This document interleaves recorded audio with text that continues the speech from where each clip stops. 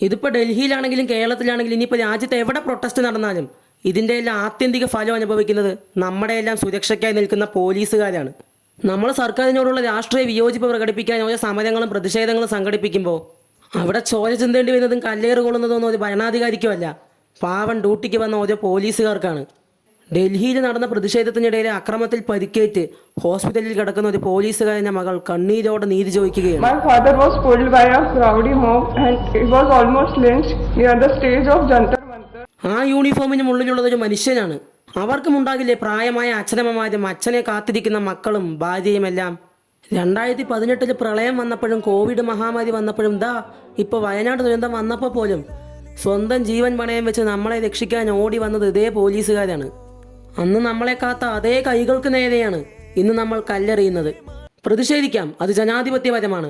പക്ഷേ ആ യൂണിഫോമിനുള്ളിലുള്ളതും നമ്മളെപ്പോലൊരു മനുഷ്യനാണെന്ന ബോധം അത് നമുക്ക് വേണം.